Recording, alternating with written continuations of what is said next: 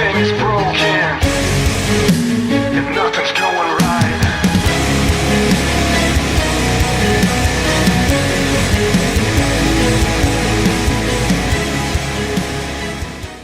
Hello, welcome to Basement Fodder, the only show whose hosts never have any trouble connecting to the morphing grid. I'm Todd. I'm Dave. Never any trouble. Nope. Morph right away. It's morphin' time. Every time. Every time. We saw Power Rangers last night, guys. It's fucking awesome. It was fucking amazing. Like, I wasn't going to necessarily start off with this, but I have to because it's still fresh in my head. But fucking, I was really blown away by how good it was. I expected it to suck. I honestly did expect it to suck. Because it's like, man, It's our childhood. Yeah, it's our childhood, and we've been every iteration of Power Rangers I've ever seen is hokey as fuck. Like, love it, hokey as fuck. The only version I've ever seen where it's not hokey as fuck was like on Superpower Beatdown, and that's just because of the fighting. And that awesome short that But I mean, yeah, those are the only two. The rest of it, super hokey. Like, even the Sentai stuff, super fucking hokey. Like, God, yeah. So I was like, "Oh, this could go one of two ways." And you know what? It went well. I enjoyed it really, really hard. Yeah. I tell you, like, we got to go to the movie tavern to see it, and the movie tavern's closing pretty soon, which I'm kind of bummed about because I love that place. But it was cool because we went on 9:50 on a Monday night, and there's nobody there but us. Like, there was like two other people in the whole theater. Yeah, it was. I think a third group showed up. I think there's some people behind us. Yeah. But yeah, it was less than 8 people in the whole theater. Like, yeah. Like, what the shit? It was awesome. Got some sweet nachos. It was delicious. I got the quesadilla, and the chicken and the cheese were good, but I didn't like the tortilla was not good. Really? Yeah, it was not good. Yeah. But I mean, yeah, it happens. It's the experience. Yeah, it's the experience. I wasn't really worried about that. I'll tell you what, the casting was good. Mm-hmm. I liked all the kids that they cast. None of them were really obnoxious or irritating or anything like that. Their storylines were interesting enough. Each one of them had a little flesh, like their character. Like, I really liked Billy. I liked Billy. They kind of made Billy autistic and mildly autistic. Yeah, but, super intelligent and stuff. And they kind of gave him a way to connect to things a little easier. I think. I like the guy who was Jason. Yeah, he did really good. He looked like baby Zac Efron or something. Yeah, he kind of did look like a little Zac Efron. I'd say for me, the one that I really liked was Zach, the guy they got to play Zach. He reminded me of Johnny Young Bosch a lot. Yeah, he was like Johnny Young Bosch look, but he was very kind of had that Zach wild and just no fucks, like let's do it type of. But he was crazy and it was fun. I enjoyed it. I love the girl they got for Trini. Like, she was really Becky G. Super cute. Yeah, you were saying she's some kind of fucking hip hopper. I never heard of her. Yeah, but I'm trying to think how long ago it was. Like Radio Disney or something? Because I swear she was. Yeah, I'll look it up and I'll show it to you. Though. Yeah. Super cute. Yeah. I don't know if you want to necessarily break the whole thing down, but I don't know. I liked how they handled their abilities. I like the fact that they had powers other than being in the armor. Yeah. The morphing is only basically to give you the armor and the weapons and stuff, but you're enhanced once you're connected to it, like the speed and the strength and durability and stuff, all that. You get. It's inherent once you have the coins. It was interesting how they did it because there was a lot of nods to things the mention of the Zeo crystals. What was it? I like the whole in the beginning, Zordon's bring me, teenagers with attitude type thing, even though the teenagers they brought weren't really they were good people. They weren't too much attitude, really. Yeah, these were actual attitude and stuff, they were in detention, and so it was cool. It was definitely fucking modern age Breakfast Clubbers. It was actually that was what they kind of did was they did a fusion of Power Rangers, Breakfast Club, but they did it in a modern way. It was interesting how with Billy, he was super smart, but because of that, he had in today's society, a lot of people usually are diagnosed with situations if they're super smart like that, they've got Asperger's or autism or something of that nature. Some sort of thing that kind of disassociates them from thing, and he had something like that. one of the other ones, Trini, it was led to believe that she's, the way it was described in the article and then the way they did it in the movie was like, it was basically she's queer. Like, not necessarily that she's a lesbian or something. Kind of like it's one of those, she could be straight lesbian. Is that a word we can say queer. now? Can we say queer? That's how that was described. That was the director's word, so he said that. But basically, she's either a lesbian or she's bi, but something of that nature. Mm-hmm. She is of an alternative. He's out there saying shirts. Yeah. Yep. What's under him, we don't know. We don't know. But Jason and Kimberly, their stories are still kind of Jason was fucking Vanderbeek from Varsity Blues, I swear. Like, he was like, I don't want your life. Like, fucking, yeah, pretty much. Super football star and shit who, like, fucks up on purpose. And Kimberly was like the mean girl cheerleader. Yeah. Mm-hmm. Honestly, the thing that, for me, that I found really interesting was, like, Zach's story, too. Because it was different. Because you didn't know if he was, like, at first you thought he might have been, like, a homeless crazy kid. And then you kind of find out he, like, lives in a really, like, rundown situation. And he's taking care of his mom and stuff. Yeah. And she's, like, traditional, like, Chinese or something like that. And it was... Everybody had their thing that connected them to their original version. But then it was, like, a more modern take. And a more, like... here's behind the bright and shiny type thing, and that was really good. The things that you thought were going to be super hokey, like, weren't. Yeah. Like Alpha 5 and Zordon, and even Rita. Dude, Rita was fucking creepy. Like, dude, she would have scared the shit out of me. Like, as a villain, she is a good villain. Like, all of us who watch Power Rangers never once found Rita Repulsa to be even remotely, like, scary. No, God, no. But in this one, it was like, oh, she's fucking creepy. Well, at this point, there may be spoilers ahead. So if you don't want to hear spoilers, here's your chance to fuck off. Dip out. So, Rita is the Green Ranger. Was the Green Ranger. Zordon's Red Ranger in his team, and she was the Green Ranger, and she betrayed the Ranger team. Yeah. And killed all of them except for Zordon, who managed to get, like, basically a last-minute airstrike in on killing himself and her in the process, basically. It's weird, though, because, like, he, like, gathered up the crystals and, like, hit them off, like, the coins, and she was the Green Ranger, but, like, as the movie goes on, you kind of get the sense of, like, this Zordon is not the, like, giant floaty head lovey-dovey one from, like, the show who's, like, super understanding, Alan Thicke dad. He's kind of, like, he was a fighter and he, wants to get back in there, so he's kind of a dick in some ways. And you get alluded to this whole thing throughout the movie that it might not have just been the fact that, like, she turned on them. Mm-hmm. When you hear from, like, her angles and stuff, it seems like Zordon's Red Ranger found her to be not worthy of being a Ranger, which kind of might have drove her to the edge, too. So it's like, it's a very different thing. Like, they took everything from the original, but then they, like, did a really good job of giving it a more adult, modern feel, and, like, keeping the things that are nostalgic and making them not hokey, so you can see them and be like, that's awesome, but not be like, hearing Alpha 5 say I, like I, and not being like, oh my god. Like, Alpha was actually a really good character. He was. They got Bill Hader to do the voice of Alpha, and, like, he's really. I kept sitting there the whole time like, why does it remind me of Cloudy with a Chance of Meatballs? Because it's Bill Hader. He's fucking hilarious, actually. Yeah. So I enjoyed that quite a bit.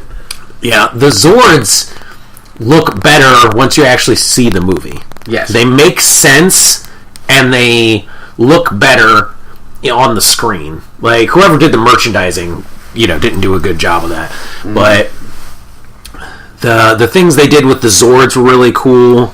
How they morph is interesting, which I kind of think It was a really good thing. There seemed like there was some elements from things like Voltron and other type of, kaiju, Jaeger-esque type giant robots fighting monsters things, where they were like, this seems to fit a little bit better. This makes a little bit more sense. And I think they did a really good job. It was something that the kids would still enjoy, but there was still enough adult there and enough nostalgic stuff where you could enjoy it on two fronts. And the only thing that I found to be, kind of like, and it makes sense story-wise why he is the way he is, but I still just don't like Goldar. Like, no, it looked terrible. It just looks like a giant blob of, and that's what he was, a giant blob of melted gold and stuff. It looked like giant melted Velveeta cheese and stuff. But, what can you do? But, really, that's literally the only thing I could say. The putties looked cooler. Oh, God, The putties looked very reminiscent of, the Titans from Wrath of the Titans, where it was, they weren't just, running around in a spandexy suit. They were, rock creatures that didn't just have two arms. There was, an amalgamation where they had, tinier arms coming out the side, and they were crazy looking. It was they good. really are cool. They really did look much, much cooler, I would say. And they were a lot more ass-kicking. Even in the armor, they were outnumbering them and beating the shit out of them. Back where in, the show, they didn't even need to morph to kick the crap out of the putties. They were just like, oh, it's putties. We can just, as teenager martial artists, kick the crap out of them. So, Why, phone? Why do you hate me?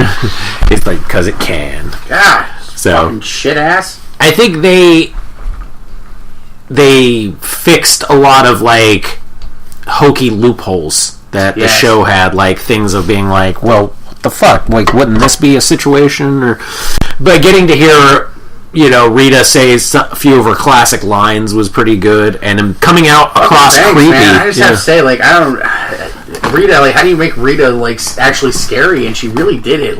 Especially when it was Banks. When I saw they had casted her for Rita, I was like, oh, this could be really hokey because she's a comedian. Well, but I don't know, she's good at being creepy sometimes. She is, but it's hokey character, comedy actor. So you're like, uh-oh. But then you watch her play it, and there's no comedy in it. It's just pure, disturbing. Intense, disturbed bad guy. And it's really interesting. They set it up, beautifully for a sequel. Though I have read something, though, that kind of... I don't... Well, one, because of the source, and then two, also because of what it is, I tend to be really?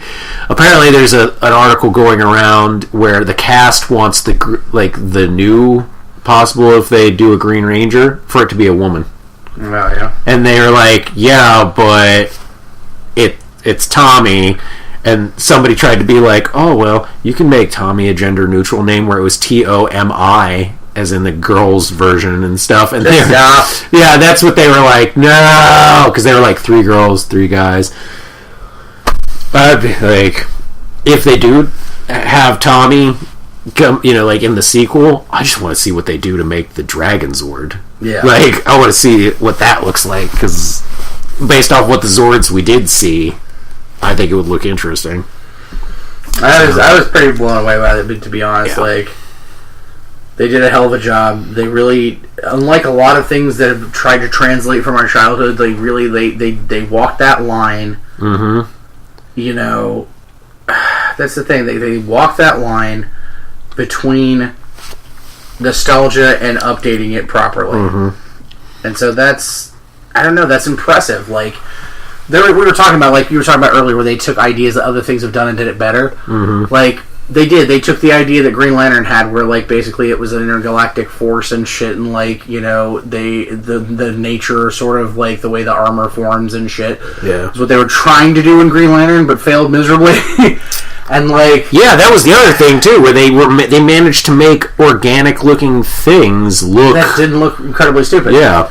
And then, like, with the stuff with Zordon actually being a ranger, and, like, that actually works so much better, too, than, like, just having him be some weird amorphous floating head. Yeah, like, oh, somewhere came this thing, like, because they go into, like, how he becomes the head in the And he looks ships. really cool. Like, his alien look is really cool, too. Just explaining everything, like, it really, I don't know, it turned out so much better than I expected. I had a blast watching it, and I couldn't have been more happy. Like, I really just enjoyed the fuck out of it. Yeah, because it was one of those, it could go either way. Like, and apparently it's done really well. Apparently not even the Beauty and the Beast movie was able to, like, fucking kick its ass, like, decimate it and shit. Like, apparently people really received it well, and they said that they're gonna do a sequel, if not more than one. So... You know, and the way they set it up, you could have the Green Ranger, you can have Lord Zed, you can have all these things, and they set it up for beyond the Mighty Morphin necessarily, so... Yeah, I tell you, I got to give them a lot of credit. Yeah. For being able to do little things that worked and, like, update things, and I tell you, like, I'm really impressed by it. So, I had a blast. I would definitely recommend it. Even if you're not, like, a kid Power Rangers fan, it's still a fun movie to watch. Yeah. If you like big monsters and robots, like, you know, it was pretty fun. Oh, yeah, absolutely. Like, I really enjoyed it. Like, that's all I can say. I really, really enjoyed it. Like, it was a good movie to watch. It wasn't like I didn't groan really at any points, or, like, it just really, it was a lot of fun. And I enjoyed doing it at the movie tavern, because I always do. The only problem is they do this giant sodas, and I had to pee, like, halfway through the movie. Which sucks. Yeah. The only thing I will also say is it took them a good long time into the movie to actually become Rangers. Yeah. Like, they got their powers a quarter of the way into it, but, like, to see them fully realized as Rangers, it was at least halfway, if not more, through the movie. But it made sense. No, it makes sense. And that's the thing. Not a complaint. Yeah. I actually like that. Yeah. It made sense because for, like, how they were doing it. It was a challenge that needed to be achieved, and they did it in a really good way. And that's the thing too, is like that is the end all be all thing. Like, once you get the armor, the suit, you got the suit. That's the thing, you know. Like, you're like, boom, morphin' time. We're in the suit now. We're the ass kickers and stuff. So it's like, to give them that right off the bat is like, okay, you know, like, what do they need to achieve now? You know, so it's like, because you can't just be like, all right, you got the suit, now we break out the Zords and everything. Like, this is it. You know, they did that shit quick in the show because it was a half hour. They had to be able to be like, all right, you're all automatically badass martial artists. Here's the costumes. Here's the Zords. Whoop that ass. You know, whoop that ass. Whoop that putty ass. Whoop the putty ass, then go whoop the monster's ass. Well, I mean, like, fucking small children can whoop a putty's ass. But it was like, a slingshot and a marble, just shoot it in the chest and it goes and explodes. Like, so I have a cat hiding under the chair. Yeah, like, brrr. Like, pet me, but don't. I will bite you. Yeah, pet me. I'll bite you, pet me. So that was good. No take, only throw. Yeah. And then I got to see Logan about a week or so ago, and I'm not going to go into that. I'm just going to say, if you haven't seen Logan, it is definitely worth it. I'd have to say, as far as like his last excursion as that character, probably the best that he has done. It is the best Hugh Jackman as Wolverine I think we would ever have gotten. Yeah, I've heard nothing but great things about him. It's good. It's great. It's how you always wanted his Wolverine to be and stuff, like, because you saw a glimpse of it in different parts, like X2 when he kind of like went crazy, X3 a little bit, you know, different parts where they were like, okay, well, we can let him go crazy and do some stuff. But I mean, Wolverine's a rated R character. I hate to say it, but like anything less than rated R really kind of just neuters the character, and to let him go full rated R, and you know what, it was beautiful. It was like, I think people were worried about like a rated R Wolverine because they were like, oh, it's gonna, you know, just come across one way, and it didn't. It actually enriched the character so much more. It gave it tons more depth because he was able to do things. Yeah, he got more brutal, but then there was more depth behind the brutality as to why he was that way. So here's what I say about Wolverine. Yeah. To me, we never got Wolverine in the movies. We got Logan through all the movies. Yeah. Because there is no Wolverine really in the movie. Yeah, that's true. Like, he's never really Wolverine. He's Logan. He's Logan through all the movies. We got he's Logan in the X-Men movies. Yeah. He's Logan in his own movies. Yeah. He's not ever really Wolverine. Yeah. We never, like, every other character that's in these universes we've gotten in costume at least one time. Logan has never been in costume. They teased us by showing us the costume in a fucking deleted scene. In a deleted scene, and it was one of those things where it's like, if they recast and do another, thing, it needs to be, this person needs to go into the costume because, okay, we had our Logan, now we need our Wolverine. Yeah. Like, it's not fair. I need to see a full suited. There's Wolverine. many more characters with goofier costumes who've gotten costumes than Wolverine. Yeah. I mean, I'm just saying, like, I understand people costume's hokey. No, everybody loves that costume. Yeah, come on, like, you actually put Ian McKellen in the Magneto costume, and that's you put about Doctor Strange in his costume. Yeah. Like, you could find... In fact, what they showed me in that deleted scene suit, I'm like, that is probably the best... It looked realistic, and they went with the original colors, the yellow and brown. Yeah, yellow and blue probably looks hokey because the blue is going to come across really bright, and it's going to be like, oh, look, bright colors and shit. Yellow and brown, that really muted yellow and darker brown, that is not, to me, a, hokey looking suit. It looked badass. Exactly. So, if you ever do Wolverine again, just give me Wolverine. Or give the X-Force Wolverine, which is black and silver. Black and silver, yeah, which looks really fucking cool. Yeah, it looks good. We never got a true, fully realized Wolverine in my opinion. But we got an amazing Logan. We got an amazing Logan. Yeah. So that's my 2 cents on it, even though I haven't seen the movie. And I really want to see the movie, and I'm sure I'll love the fuck out of it, to be perfectly honest. Yes, you will. But... yeah, that's just... I wanted to get that out there, because it's just something I think we never really talked about before. It's just, like, that is a thing that bugs me. Like, I have a thing about, like, if you're going to give me my hero, you better give me that fucking some iteration of costume. This is, like, a thing that's pissed me off about Mon-El so far, and Supergirl is they just have fucking... Well, I don't even want to get into the DC shows right now, because I'm so far behind, and there's so much that... It's all hearsay of rant that I have for it right now. Yeah, I've watched most of it, and... I've definitely got some ranting to do about the shows and stuff. There's some things that have agitated the fuck out of me. Shows that I used to really like that have this season pissed me off to the point where I'm like, okay. I hate when you take a character that's predominantly this type of person and then you run them against trait, like, oh, but they're doing this. Why? In any one of the fucking, like, all... That's not who they are at their core person and stuff, but they're like, oh, but we gotta do it because of the show, and I'm like, okay, but it makes no fucking sense for it to just happen for this one fucking season, and that's... I don't disagree. Yeah, so... But we left off at the end of the last show, in our last episode, we left off talking about our trip to the Lexington Comic-Con. I can't do this for very long. Well, I could, but it would be irritating. Yeah. Then we talked about our trip to Lexington, and that left us about 2 weeks behind. The weekend after Lexington was the Columbus Toy Show, which you didn't actually get to go to, but I did, with our friend Tara. And I had an absolute blast. Yeah. But here's my big rant about the toy show. And go. There's no reason it should cost that much to get in the door. Like, Comic-Cons, it makes sense to have a fee. And it's fine to have a fee. Yeah. But you've got to pay $5 to park and $7 to get in the door to go and buy things. Like, it's like going to Walmart and they'll be like, hey, $2 please. Yeah. Like, okay, I'm going to buy shit. Yeah. I don't understand. Like, and even from what I understand, at this venue, the vendors even have to pay for parking. Which this is fucking belligerent. This is a major Comic-Con in Lexington, I didn't have to pay for parking. It's pretty crazy, yeah.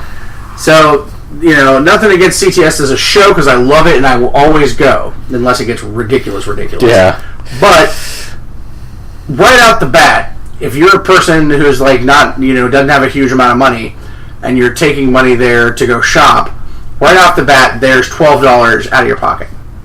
$5 to park, $7 to get in the door. Yeah. That's pretty substantial.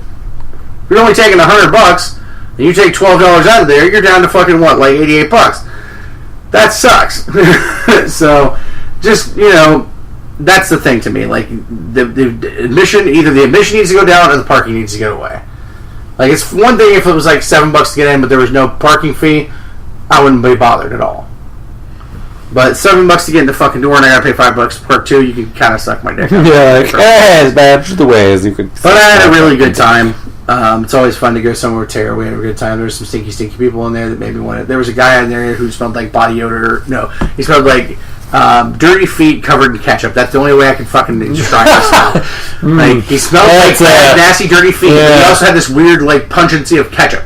Oh. Like, he had, like, taken his athlete's foot and tried to cure it by putting Heinz on there. And it was awful. Like, literally, I had to duck and avoid 2 booths to get away from the horror. Because it seemed like it was just following you. Yeah, it just permeated the room. Yeah. But got some epically awesome deals. Like, NECA did the Planet of the Apes series from the original movies a few years ago. And I'm 1 figure shy now, which I had none going in the door. Yeah. I'm 1 figure shy of the full set. The only one they didn't have in there was Cornelius, but I got Zero, Dr. Zaius, Ursus, and the Ape Guard, all for $10 a piece. Yeah. Which those are $25 to $30 figures. Yeah. Still. And they weren't shitty back. No, they were great condition, yeah. And then I also ended up with a Bray Wyatt figure, which was cool. Yeah. And the Enchantress exclusive Funko. What are they called? They're called something else. They're not Pops. They're that other series. They're like Sugar Candy or Skull Candy or something like that. Yeah. Which is really cool. I got that for $1, and the glow in the dark Swamp Thing Pop. Yeah, for $5. That's the exclusive one. Deal, which I enjoyed that one. So that was super. Which is interesting too, because you got it on the day that he passed. Yeah, on the day that Bernie Wrightson passed away. Yeah. So, and you didn't know at the time. You just bought it. And you're like, oh well, I want that. Yeah. Which I want to say something about Bernie Wrightson too. I grew up on Bernie Wrightson stuff. Yeah. Not only the old EC horror stuff, but like that's the Swamp Thing. That's the definitive Swamp Thing. That's the like. When you first read Swamp Thing, I read Bernie Wrightson Swamp Thing. Like, that's the Alec Holland. Yeah. Fucking. He is the man for Swamp Thing. And then the horror. His contribution to horror comics is innumerable. Yep. I never got a chance to be at the same con with him, so I never got a chance to kind of get up close and personal, which sucks. But I know a few of our friends have, and like they are really thankful for that fact that they actually did get to see him in person. Yeah. But he's an irreplaceable talent. And I'm sad to see him go. So, that's depressing. Yeah. Very depressing. Yep. But, that was a toy show, short and sweet. I don't have a huge amount to say about it because it's basically just a place to go to shop. Yeah. That's pretty much what it is. I had fun hanging out with the Roma guys a little bit too there, and saw a lot of wacky ass shit and something incredibly creepy that looks something akin to a boob with arms and feet. So that was a lot of fun. And then this past weekend, this weekend that just ended, was Space. Yep. Which I was super jazzed to actually get to go to because I had to work. And coming off a third shift to try to go to a con is never any fun. But thankfully Space is about less than 20 minutes from here. And so I did get to go, and I got a chance to hang out with a lot of people that I don't get to spend a huge amount of time with, like Victor, because Victor's always so damn busy. I mean, you guys, if you're friends with Victor Dandridge on Facebook, you know that there's no point where he's not on a fucking airplane or. Oh my god, dude! Like the man, like you could say one of the busiest men in comics. Yeah, I say it's always like Roddy Carrington talks about like his kids think he lives at the airport. Like I asked Victor, I'm like, do your kids think you live at the airport? Like, I would pick him up on Sunday. He lives at the airport. Like, yeah. But it is him. But like, Space is kind of a hometown show for a lot of these guys that are Columbus based or even Ohio based in general. Nice. And it is one of the biggest independent shows that's out there, yep. And it is a pure indie show, which is its positive point and its downfall at the same time. Because I got a chance to hang out with Landon Faulkner from Head Shrinker, and I tell you what, if you guys don't know Landon, you need to know this guy. He is one of the most entertaining people I've ever got to hang out with. Like after having like 2 days worth of conversation with the guy, I want to talk with him weekly. Like he needs an interview show where he just talks for an hour every week because he's a cowboy and cowboys are awesome, and not like a weird like bronco busted kind of cowboy, but he's a southern guy with a cowboy hat and a massive ZZ Top beard. You can't get fucking cooler than that. Yeah. And he loves horror comics and he loves cowboy shit. And those are two combinations I love. He's also a wrestling historian. Like, to the level of Jim Cornette. Wow. And that is really fucking entertaining to listen to, too. And, like, that was an absolute blast to get to talk to Landon. But what I will say about Space, and I love it and I will support it forever, is that, like, it's almost too indie. Because you're not going to get people through the door, necessarily, without some kind of draw. Yeah. And there's draw for people like us, who love indie comics. Yeah. But, like, your regular comic shows, like, just a general, like, what's the word they always use in wrestling? The casual fan. Yeah. Nothing gets the casual fan through the door. No. Because there really isn't anything there that's like, I mean, maybe, you know, if you tried to get a couple of things that were a little bit less indie, or a couple of dealers, maybe. They were like, maybe a toy dealer, or maybe like a long box guy or something, or, you know, even those long box guys don't come to that show. Yeah, it's purely... It is a super fucking indie show, which, like I said, is awesome, but you're not going to make it. I mean, it's not even just like indie comic, it's like indie tchotchke creators and indie, like, Etsy, artsy creator stuff, too. Yeah. And I'm like, and that's great, but it's like, the thing with the indie scene is there are only so many people that know about it. And then, you know, also, too, there is that weird stigma with indie stuff, too, because to the casual fan, the indie comic person is kind of a fucking elitist dick sometimes. Unfortunately, because usually the indie people they meet are the fucking raging dickbags that are at the cons being all like, if you sell prints or if you cosplay or anything like that. It's usually, they get the bad, you know, thing of being like, one bad indie guy will ruin it for the rest of them because he's that raving asshole that doesn't like prints or cosplayers or kids being at his fucking con and shit. And, you know, we've all seen those articles, and, man, that really fucking put a stink in the public. So you gotta have something to counteract that. And when they don't, it's like... I've been doing Space for 5 years now, and, like, the running joke is that, like, there's $20 in the room that everybody shares, and, like, it just passes from table to table, like... You know, one of the first things I always ask our friends when we go up to them at cons, like, how are you doing so far today? Like, how are you making out? And not one person in Space tells me anything other than, not well. Like, because there's just no money coming through the door. Yeah, there's that. I spent more this year than I've spent in the last couple of years, and I probably only spent about $60 to $70.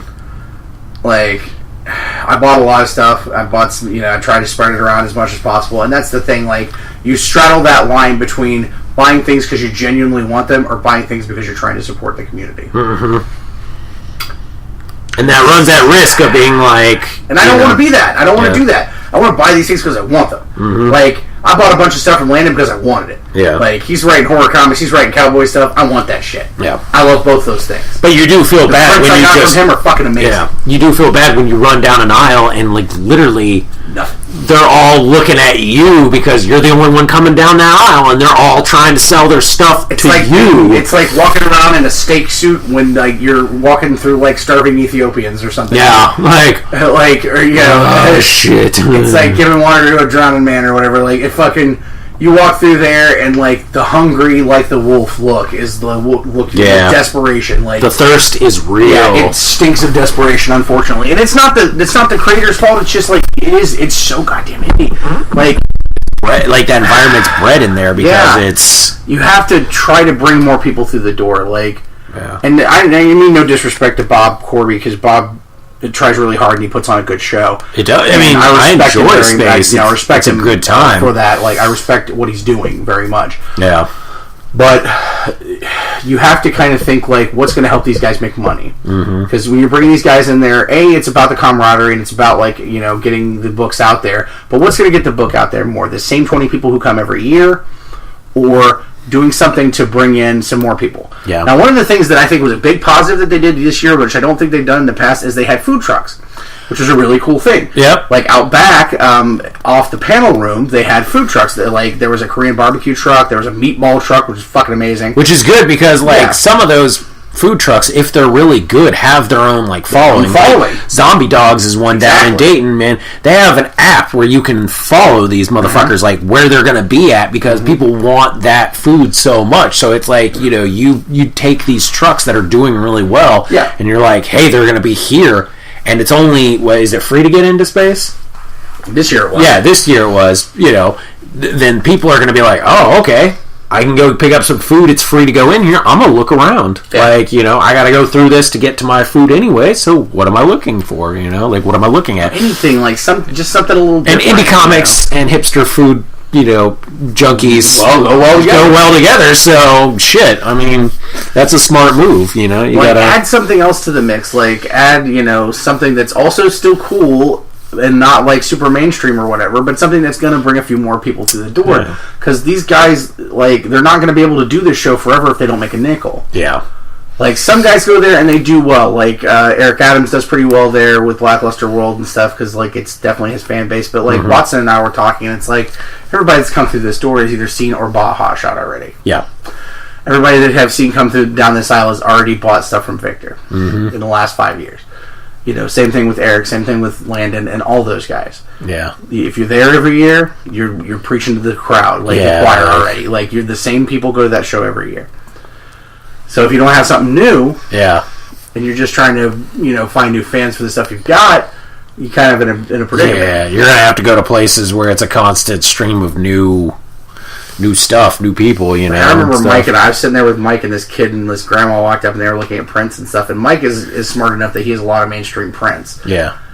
Like, he's got stuff that could attract the the casual fan. Yeah. And the kid was like, I want some Star-Lord something, because, you know, fucking kids love Star-Lord. Yeah. Man. And fucking Mike didn't have anything, but he's like, but that's the thing, it's like, have something there that's going to attract some casual fans. Because you know what? If you bring some of those casual fans to the door and they get to see some of this amazing shit that's getting done in the indies, they're not going to be casual fans anymore. They're going to be indie fans. Yeah. Because that was us at one point. We were fucking just mainstream fans. But when we started doing this shit and doing this show and meeting these creators and finding out that there's a whole other world of comics out there, it blew my fucking mind. Yeah. Like, holy shit.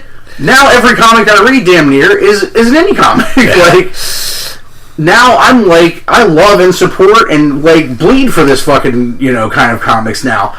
But 5 years ago, I didn't know indie comics from my asshole. Yeah. Like, maybe I found something in a quarter bin that somebody got rid of. Like, we didn't even realize it was an indie. Yeah. You're just like, oh, this is a comic that didn't do well, and then you're like, you know. But that's what you need. You need to bring those people through the door that have never seen this shit before. Yeah. That, like, all they've ever been raised on is Marvel and DC or Image or something. Like, all they've ever seen is, like, fucking Marvel movies or whatever. Like, you bring a guy who's a Spider-Man fan through the door and you give him a copy of Hot Shot, that guy's going to be a fan. You know? Most you likely, give them a copy of fucking Vigilance to a Wonder Woman fan, they're probably going to end up being a fan of that. I mean, you give, you know, somebody who's a fan of, like, God, I hate to say this, but, like, Big Bang Theory and shit like that, like, that's, like, got sarcasm, but it's geek-related, give them some Lackluster World comics or a copy of Rumspringa or something like that, you're going to fucking walk away a fan of that shit. Yeah. You know, and Victor's got some amazing stuff. All the stuff Victor does for kids. Yeah. Like, get some kids through that door. And let them see how amazing the Kindergartens are. Yeah. Let them see you create comics and shit. Let them see what Mike does. Like, let them see what there's so much there that could be seen. Like, that just it's begging to be seen. Yeah, a lot of good stuff. That's all it needs is just like one little thing to get some mainstream people through the door, and then because that's what it's all about, is to fucking make new fans, right? Yeah. That's what all of this is about, is to build an audience. So, I don't know. Like, that's why I'm always like, if you like what you hear on a show, share it. Oh, yeah. Because how else is anybody else going to find out about what we do, or what any of these podcasters do? How else is anybody going to find out what indie comics are unless they get in the door somewhere? You know? Like, when you go to mainstream cons, there's some indie guys there, but it's usually the same ones, and they're usually the higher level indie guys. Like a Dirk or a Victor or something like that, where, like, they're a higher level indie.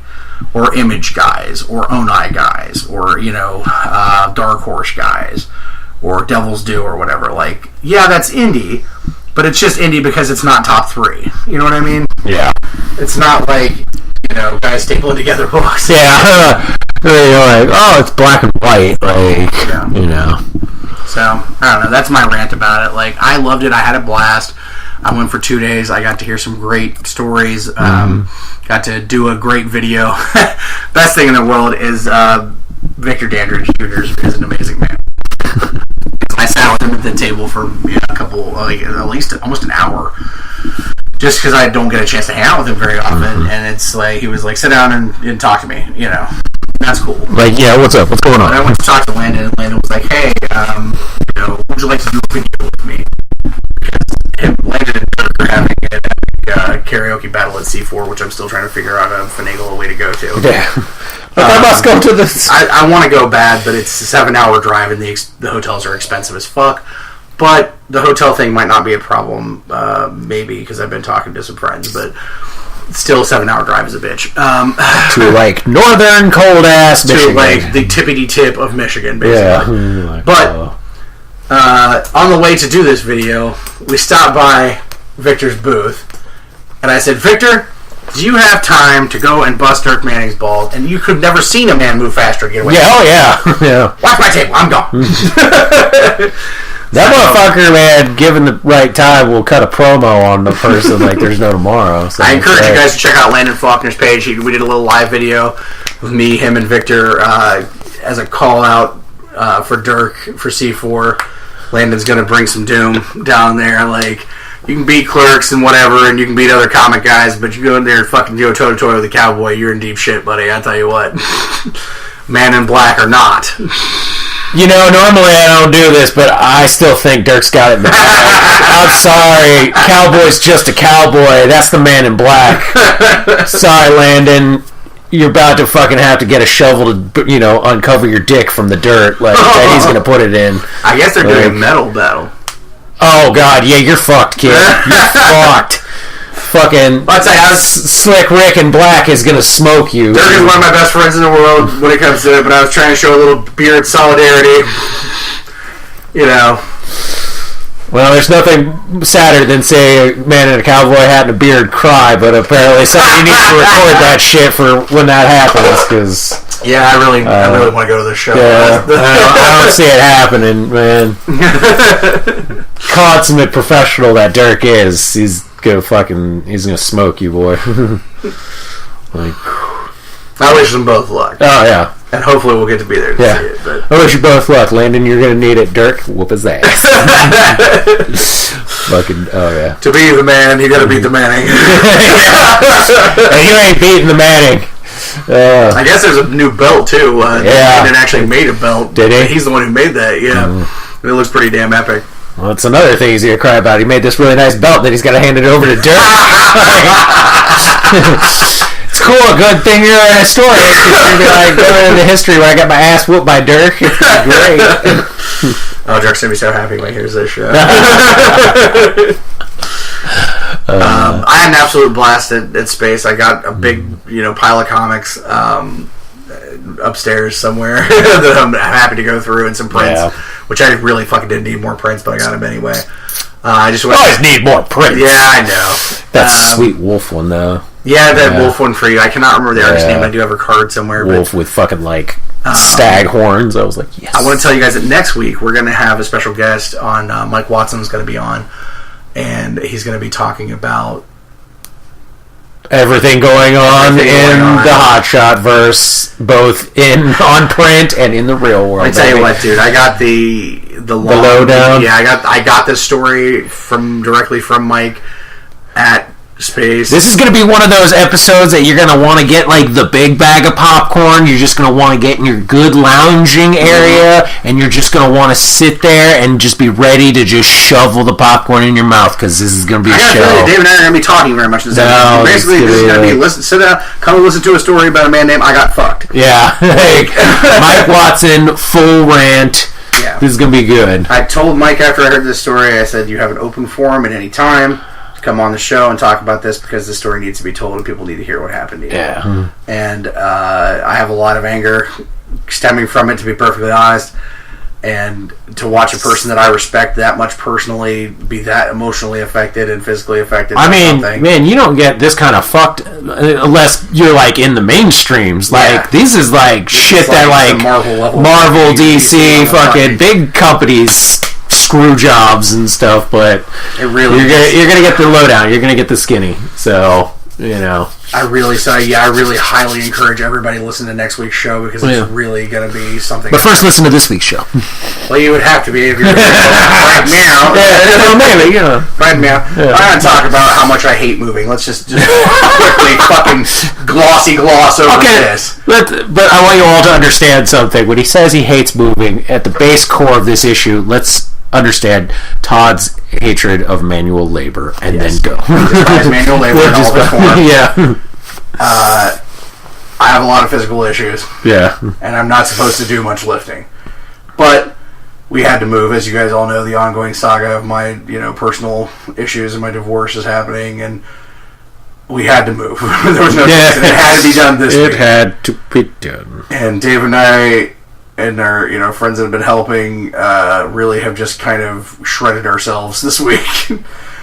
We've lifted so many fucking things. I'm going to tell you about how much I love comics and then how much I was starting to hate comics by the end of this, because long boxes are the most goddamn heavy thing. Like, I've lifted a refrigerator before, and it isn't as heavy as long boxes are. Yeah. I don't know what it is about a long box that makes it so heavy, but holy shit, it's got to weigh 85 pounds. Like, I'm not joking. And there, I have many. Like, I'm looking at 9 of them right here. And lifting multiple times, not only lifting 9 long boxes, but carrying 9 long boxes up a flight of stairs, through a house, and out loading into a car, then unloading it into another house, and then trying to find a place to put the fucking thing. Long boxes can suck the fattest part of my dick. Like, holy fucking shit. How are you not feeling the same way? Are you feeling it, Mr. Krabs? Oh, yeah. Seriously. Yeah. Fuck long boxes in their crazy ass. Shit, Like, holy fucking ball sacks. I hate them. I hate them in the morning and in the afternoon, and then the evening underneath the motherfucking moon. I hate them right now. Along with how much my hatred of like every other thing that I own. But shit. I do have one unfortunate casualty to report from the moving process. It was a somber thing, but the Hulk's penis has been shattered beyond repair. And it's not a somber thing. It is a somber thing. He said at first he was sad, and then he was like, "Oh wait, I get to build a new one." And then it started going into details like veinier, girthier, all kinds of stuff. Like, yeah. So believe me, it's not. No, it was sad though. It was sad. I did love the penis that we had on him. He was great. Yeah, I unfortunately was the one that uncovered the broken penis, and it was just as soon as I saw it, I was like, "Oh no."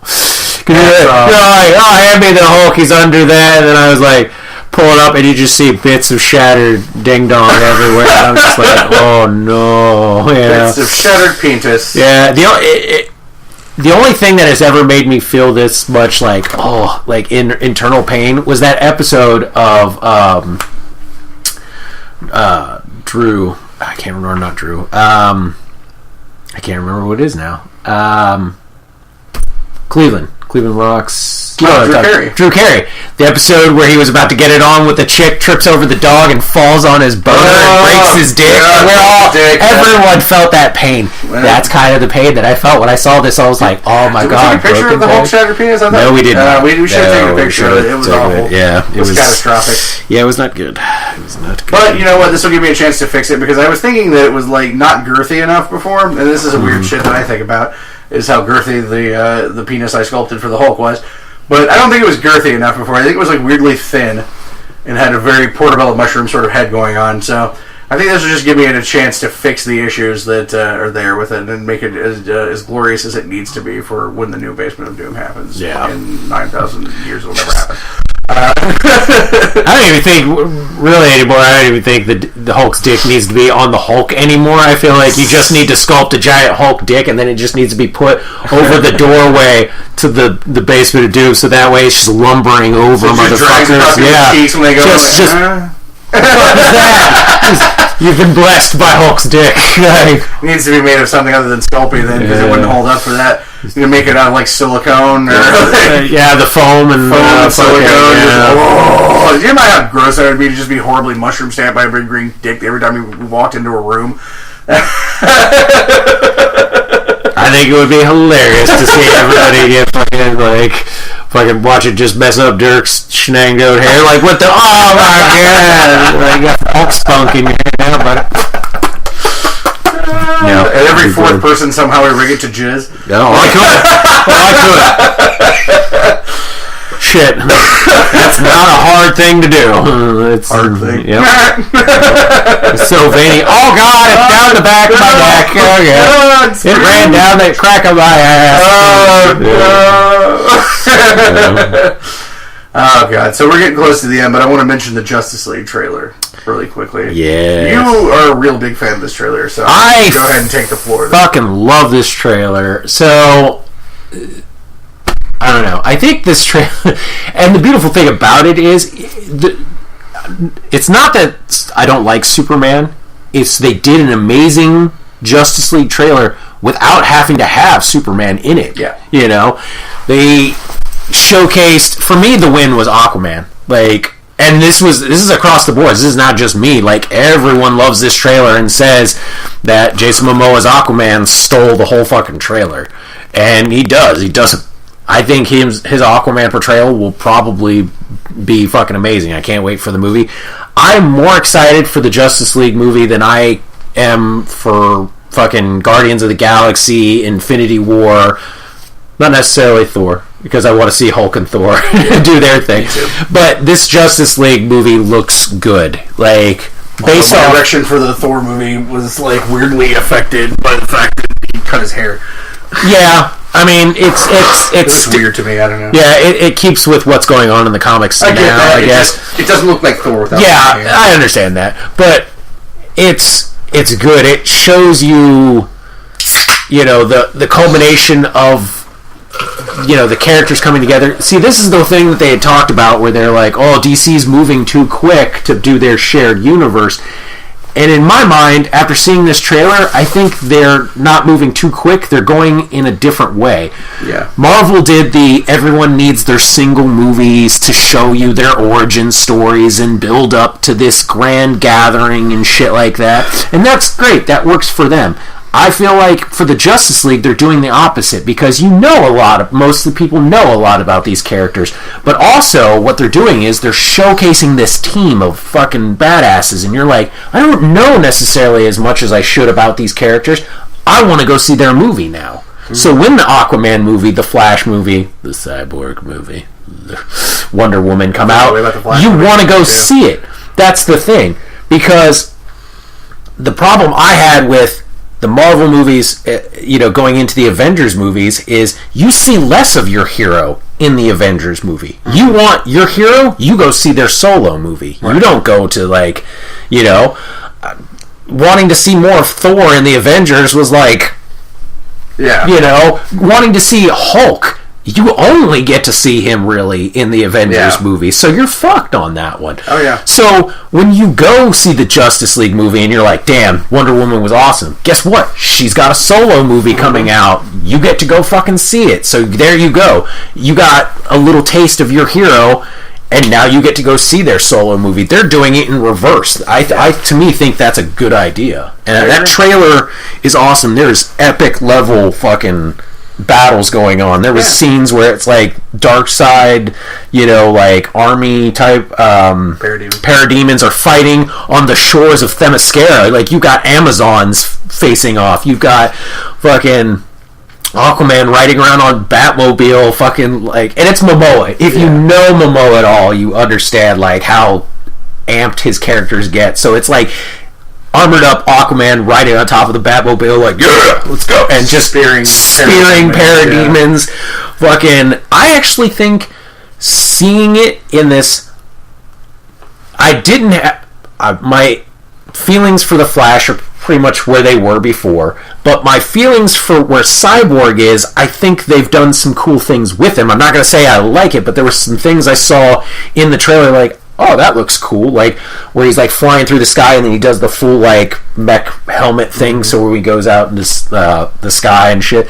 There's some interesting things there, but the story makes sense as why it's happening the way it is, and I feel worse about Flash than I did before. Yeah, you don't like that Spider-Man pose in the Why armor. the fuck is Flash posing like Spider-Man when he's running? Yeah. I think it's... Why is Flash basically Spider-Man when he's talking to fucking Bruce fucking Wayne? Yeah. Why is Bruce Wayne and Barry Allen having a conversation, but it's like Tony Stark and fucking Peter Parker having a conversation? No. The Flash is not a fucking 12-year-old. Yeah. He's the same age as the rest of you motherfuckers, but for some reason you made him fucking, prepubescent fucking dipshit, and I'm very upset about this. Yeah. And his fucking costume looks like a reject from VR Troopers. It looks like shit, and everybody's like, well, if you see it more, maybe it'll look... No, it looks like shittier shit. It looks like shit covered with a fucking shit side dish. I like his blue lightning, though. That's good cool. for you. Like, the blue lightning's cool. But Spider-Man poses in a fucking VR Trooper uniform and not the Flash. Fuck you. Well, I hate it. Injustice Flash, I guess. No, Injustice sucks. Fuck all you people that love Injustice because it fucking sucks. You've never played it? Yes, I have played it. Injustice? Yes. When? Because it's like every other fight game. I played about 20 minutes of it and fucking put it down because I get bored with fight games. Oh, well, I don't like any of the character designs from that game except for fucking Shazam. Yeah. Like, the rest of them fucking blow. Superman looks like a Nazi. Batman, I don't fucking care. It's because he was like a Nazi. I don't like anything about Green Lantern's outfit in that either. Fucking Flash looks like an idiot VR Trooper. Like, fucking, the character concepts and designs for that game fucking suck. I know a lot of people love that game, and they're like, oh, Injustice, blah, blah, blah. No, fuck you, it sucks. I don't mind it. But it's a good trailer. I got to see it on my phone a bunch of times, and then finally it popped up on the Hulu trailer, so I could see it on, like, the TV. I really want to see it in theaters. Like, I was hoping it was going to be one of the trailers for Power Rangers. No, instead we got Captain Underpants. Yeah, that shit was funny. That was funny, But I definitely, I like the Batman suit in it. It looks good. Yeah. The action sequences look good. The Parademons look pretty sweet. Yeah. Of course, the Wonder Woman action scenes look really good. I'm going to reserve judgment for, like, Cyborg and Flash till I actually see, more stuff in there. Well, more so with Cyborg. Like, Flash, it's Ezra Miller, so I know what I'm getting acting-wise. But the kid who plays Cyborg, I don't know him well enough, and I don't know they didn't show care about Cyborg too much stuff. Yeah. I think there was other characters we could have done. Stop trying to shoehorn Cyborg down my throat. Yeah. DC has been trying to shove Cyborg down my throat for years. Yeah. I'm sorry. He still sucks. Yeah. I still don't care. Yeah. He's still a shitty character. I still would have rather had Martian Manhunter. I'd rather have Martian Manhunter. I'd rather have Steel even. Jesus Christ. Like, Steel is literally a better character than fucking Cyborg. Yeah. Don't care about Victor. He's boring. I don't mind him in Teen Titans. That's whatever. He fits in the teams. He's a mid-level guy at best. You can't put him in the Justice League. He's an also-run. Mm-hmm. They're like, all those people that are in the Justice League, like, they have, like, Batman is Batman. Wonder Woman's Wonder Woman. Superman is Superman. Aquaman even is Aquaman. Yeah. Like, they all have proven solo success. Yeah. Has a Cyborg book ever made a nickel? Fuck the fuck no, it hasn't. Yeah. Has a Cyborg series ever fucking gone past 25 issues? Probably fucking not. Yeah. Like, has anyone ever given a solitary fuck about Cyborg when he wasn't involved in the Teen Titans? Or fucking on a cartoon of Teen Titans? No, nobody fucking cares about Cyborg. Yeah. You ever met anybody who's like, man, you know what character I really love? Cyborg. No, that person doesn't exist. No, I have. They're all like 8, and they're meaning like from they're Teen Titans Go. That's the fucking Cyborg they care about. Is the one that like pie and like hangs out with Beast Boy. Yeah, that's like give a fuck about serious Cyborg. Yeah. Even when they tried to make Cyborg part of the fucking Justice League, when they did like the newer reboots, the 52s and shit, nobody fucking cared then either because it's fucking Cyborg. He's so boring of a concept. He is a cyborg. That is his entire fucking character, and he's a fucking cyborg. What can goddamn do? Yeah. How many other fucking cyborgs exist in comics? And no one cares about them either. Deadlock, yeah. Jesus, fuck Cyborg. Yeah. Why? Gotta diversify, my friend. Gotta diversify your bonds. So many other black heroes out there. I know. Much better than Cyborg. I know. Fuck Cyborg. Anywho. They need the tech guy. Like, still better options. Yeah. I don't know. I mentioned Steel was a better fit for that in the Justice League when they had him in there. He was like inventor, but tech wise, because Victor's ability to like connect to all things. What is that? It's not enough. It's not enough to justify him being on the main squad. Yeah. He's not... You don't look at Cyborg and say, you know what, that guy's an A-level hero. I would put Cyborg above Steel. Steel to me is a backup guy. No, they're both backup guys. They're backup guys, but out of the two of them, neither one of them are A-level. Yeah. So I rank Cyborg higher than Steel, but that's just me. Yeah, if Steel is a B and he's a B plus, like that's about it. Yeah. Well, I mean, but they're still neither one of them are A-level characters. Yeah. That would have been like Black Lightning. Yeah, even Black Lightning has a much more interesting fucking character than either one of those guys. Yeah, but the problem with that though is like, you know, if you have you have Flash and you have Shazam, those are already two Lightning-ish related characters. Like, they're like, fine, give me Icon. You wouldn't do it. Give me any motherfucking. You wouldn't do it. Take Vibe. I want Vixen. Vixen would have been a much better choice. Vixen would have been cool. Take out fucking anybody but Cyborg because he's just so fucking milquetoast boring. He has no real character himself. Like his father's more interesting than he is. Yeah. He's at least the one who built the technology. Like if he built his own fucking cyborg technology, at least he would be a little bit more interesting. Well, that's old Cyborg. New Cyborg. That's the way it is in this one too. Because when they show his origin, it's him fucking his father's building the shit in this too. Well, no, in the trailer, it's the boom tube. Because in the new 52's version of Cyborg... Well, in Batman v Superman, when they show the clip, his father is inventing the shit with that technology. Yeah. He's still the one inventing it. Yeah, but they're basically... Victor's still boring. He's still just some fucking washed-out football player that got hurt. Whoopty fucking knew what a fascinating not story at all. Yeah. I think that's how they tried to zazz it up, was like by giving it, you know, connections to the boom tubes. And like, that's the other thing is like... In the new 52's version, he can open boom tubes. Like, that's another connection. He can... Hey, man, listen, I tell you what, I've checked every pocket I have and every pair of pants, and I couldn't find a fuck anywhere. Not one. I even looked in your pants and there weren't any fucks in there. There were a lot of condoms and pictures of chicks, but there were no... Well, there is. There's a secret pocket where I hold my one and only fuck. It ain't for Cyborg. No, not for Cyborg. No. It's for Krispy Kreme donuts in the Power Rangers movie. No, it's for the possible Green Lantern that they might be showing in the movie. That's the other thing.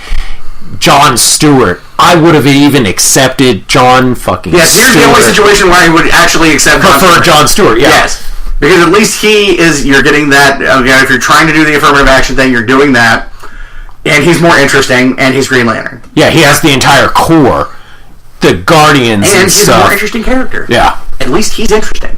He's a dick. He's an asshole. Yeah. He's got military stuff. Yeah. He's got, he's an architect. He's intelligent. He's all these things. He's a tech guy. He's somebody who will literally stand there and give the finger to Batman. Yeah. Like... I don't care. I'm in charge.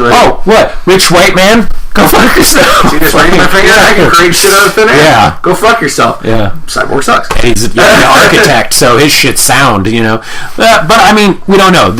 We've heard the rumors, the possibility of Green Lantern showing up at the end. That's the other thing I'm excited for with the Justice League, is the really strong rumors that a Green Lantern, if not more than one, will be showing up at the end of the movie. Or at least somewhere in the movie.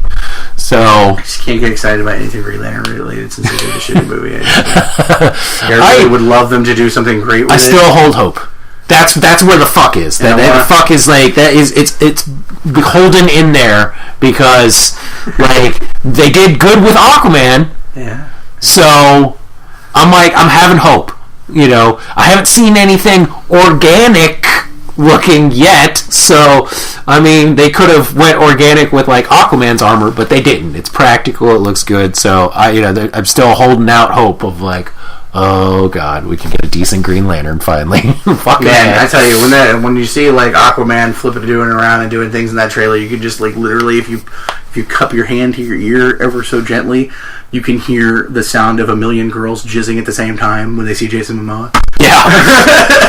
Yeah, they're like, oh, Jason Momoa was the breakout, in that trailer. I was like, that's because you started, the first scene of Jason Momoa is when he's standing on a rock with, like, fucking water just spraying behind him. I was like, you know what that used to be? That used to be the fucking Fabio fucking stand. That's not actually water, that's the river of girl juice. Yeah, she's like, Momoa, and he's just in a wet t-shirt, like, yeah. it's on him. I'm fucking tattooed. I'm Momoa and I'm drinking and shit. And women are like, fuck yes. I'm like, all right, well, apparently. I've heard girls talk about Momoa and they would like push the Rock out of the way to get to this motherfucker. Like, that's some shit right there.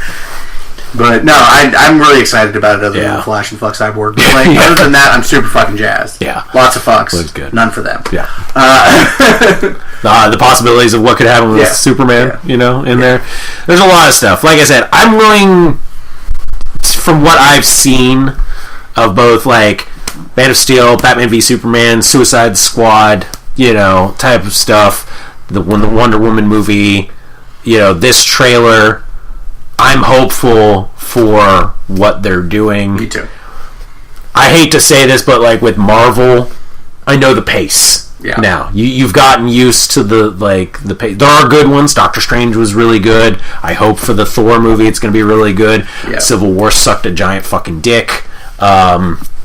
You can hate me for it. I don't really care. Captain America, 1.5, and Avengers, 2.5 together.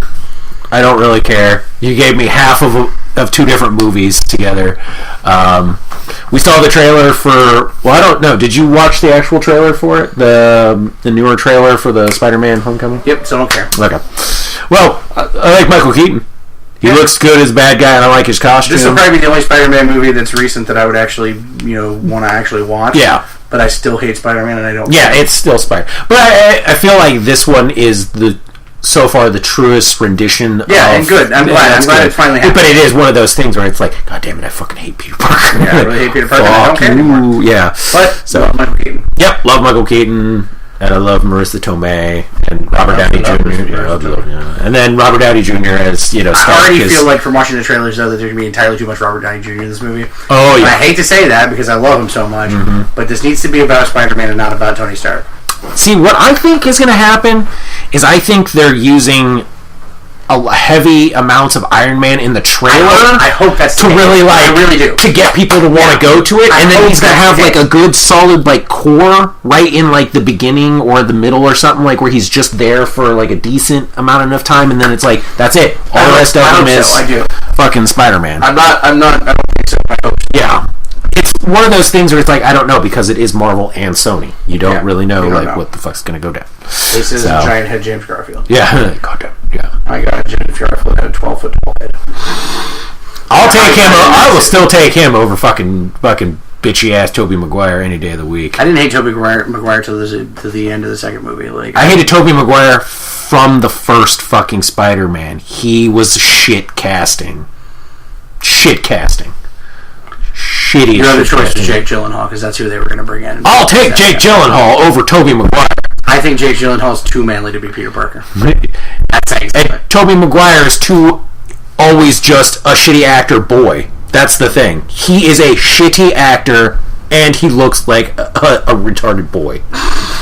Like when they were like, "Look, Tobey Maguire has muscles," I didn't believe that. I was like, no, that's like some CG shit, because I don't believe that little man boy doesn't have muscles. Like, sorry, don't care. He's shit. Like, he fucking ruined that shit for me. Embracement Beach is taking stalkerish type photos of her cats as we're recording. That's not a weird thing. Not at all. Okay, I think we need to spritz something again. Spritz her. You're fucking with the cats. All the pussy is located in this one corner right now, and it's getting too crazy. We're gonna have to spritz it all down. Oh god. Well, on that note, it's we're at the hour and 7 mark, so I think we should go ahead and wrap it up. We're gonna cut it. Wrap it up, D. Our marathon recording session today. An hour and a half. Hey, at least we did it. Yeah, we got it out. Yeah, we're trying to make up for the fact that we did like one show last month. Yeah. Like I looked at when I saved the show we did before this. I looked at the date of the last show I saved. It was like 30 days to the day. I was like, oh fuck! Goddamn, it's not even. We're not a week behind. Shit, it's been a busy. But we're okay now. We're gonna get back into the groove of things. Yeah. So tail end of fucking winter too. Yes, tail end of winter, and that's over with now. We're getting into the nice weather, and we're gonna get hello kitty. We're going to get kitty cat happiness over here, but I gotta beat up more nerds. All right, so that's going to wrap it up for this week's show. Is it shilling time? Yep, Dance Monkey.